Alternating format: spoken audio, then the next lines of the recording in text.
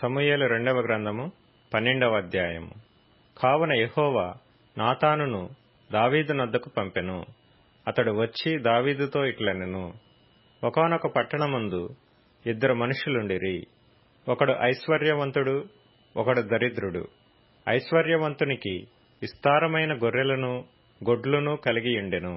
అయితే ఆ దరిద్రునికి తాను కొనుక్కొనిన ఒక చిన్న ఆడు గొర్రెపిల్ల తప్ప ఏమీయూ లేకపోయెను. వాడు దానిని పెంచుకొనుచుండగా అది వాని యొద్దనూ వాని బిడ్డల యొద్దనూ ఉండి పెరిగి వాని చేతిముద్దలు తినుచు, వాని గిన్నెలోనిది త్రాగుచు, వాని కౌగిట పండుకొనుచు వానికి కుమార్తె వలె ఉండెను. అట్లుండగా మార్గస్థుడొకడు ఐశ్వర్యవంతుని యొద్దకు వచ్చెను. అతడు తన యొద్దకు వచ్చిన మార్గస్థునికి ఆయత్తము చేయుటకు తన గొర్రెలలో గాని గొడ్లలో గాని దేనిని ముట్టనొల్లక ఆ దరిద్రుని గొర్రెపిల్లను పట్టుకొని తన యొద్దకు వచ్చిన వానికి ఆయత్తము చేసెను. దావీదు ఈ మాట విని ఆ మనుషుని మీద బహుగా కోపించుకొని, యెహోవా జీవము తోడు, నిశ్చయముగా ఈ కార్యము చేసినవాడు మరణపాత్రుడు. వాడు కనికరము లేక ఈ కార్యము చేసిన గనుక ఆ గొర్రెపిల్లకు ప్రతిగా 4 గొర్రెపిల్లలనియ్యవలెనని నాతానుతో అనెను.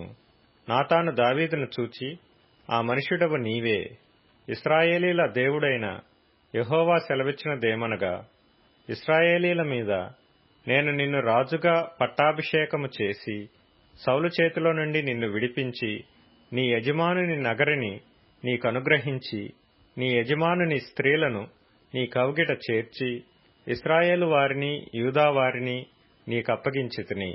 ఇది చాలదని నీవనుకొనిన ఎడల నేను మరి ఎక్కువగా నీకిచ్చియుందును.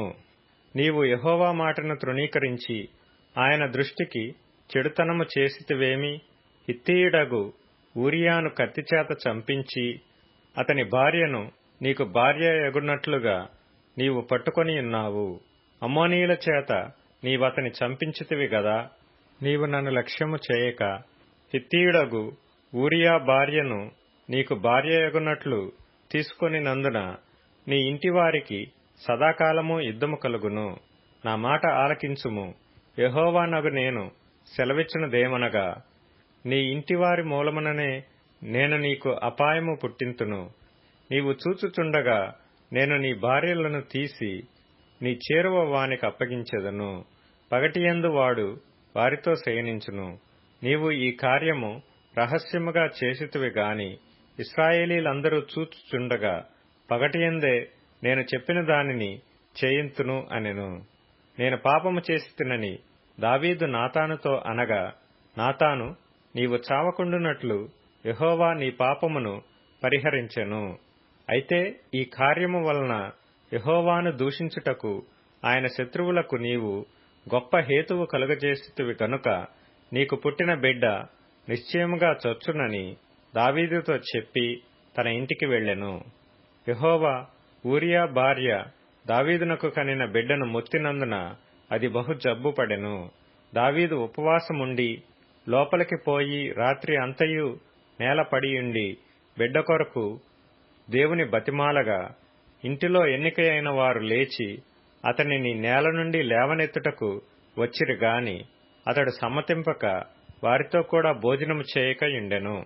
7వ దినమున బిడ్డ చావగా, బిడ్డ ప్రాణంతో ఉండగా మేము అతనితో మాట్లాడినప్పుడు అతడు మా మాటలు వినకయుండెను.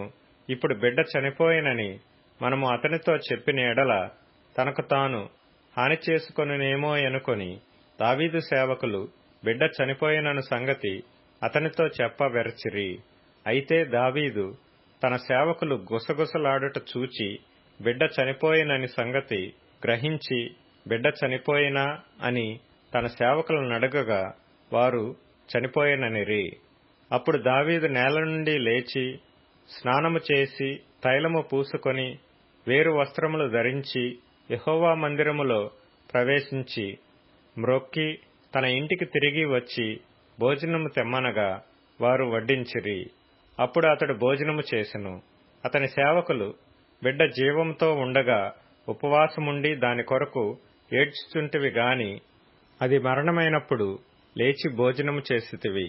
నీవీలాగు చేయుట ఏమని దావీదును అడగగా, అతడు బిడ్డ ప్రాణముతో ఉన్నప్పుడు దేవుడు నాయందు కనికరించి వాని బ్రతికించునేమో అనుకొని నేను ఉపవాసముండి ఏడ్చుచుంటిని. ఇప్పుడు చనిపోయిన గనక నేనెందుకు ఉపవాసముండవలెను? వానిని తిరిగి రప్పించగలనా? నేను వాని యొద్దకు పోవుదును గాని వాడు నా యొద్దకు మరలా రాడని వారితో చెప్పెను. తరువాత దావీదు తన భార్య అయిన బత్షెబను ఓదార్చి ఆమె యొద్దకు పోయి ఆమెను కూడగా ఆమె యొక్క కుమారుని కనెను. దావీదు అతనికి సొలొమోను అను పేరు పెట్టెను. యెహోవా అతనిని ప్రేమించి నాతాను అను తన ప్రవక్తను పంపగా అతడు యెహోవా ఆజ్ఞను బట్టి యెదీద్యా అని అతనికి పేరు పెట్టెను. యోవాబు రబ్బా అను అమ్మోనీయుల పట్టణం మీద యుద్ధము చేసి రాజనగరిని పట్టుకొనెను. దావీదు నొద్దకు అతడు దూతలను పంపి, నేను రబ్బా మీద యుద్ధము చేసి జలముల మీది పట్టణమును పట్టుకొంటిని. నేను పట్టణమును పట్టుకొని నా పేరు దానికి పెట్టకుండునట్లు మిగిలిన దండువారిని సమకూర్చి నీవు పట్టణమును పట్టుకొనవలనని వర్తమానము చేయగా, దావీదు యోధులను సమకూర్చి రబ్బాకు వచ్చి దానిమీద యుద్ధము చేసి దానిని పట్టుకొని వారి రాజు కిరీటమును అతని తలమీద నుండి తీయించగా అది దావీదు తలమీద పెట్టబడెను. అది విలువగల రత్నములు చెక్కినదై 2 బంగారు మణుగులంత ఎత్తుండెను. మరియు అతడు పట్టణములో నుండి బహు విస్తారమైన దోపు సొమ్ము పట్టుకొని పోయెను. పట్టణములో ఉన్నవారిని బయటకు తెప్పించి రంపముల చేతను పదునుగల ఇనుప పనిముట్ల చేతను ఇనుప గొడ్డండ్ల చేతను వారిని తుత్తునీయులుగా చేయించి వారిని ఇటుక ఆవములో వేసెను. అమ్మోనీయుల పట్టణములన్నిటికీ అతడు ఈలాగు చేసెను. ఆ తరువాత దావీదును జనులందరూ తిరిగి యెరూషలేమునకు వచ్చిరి.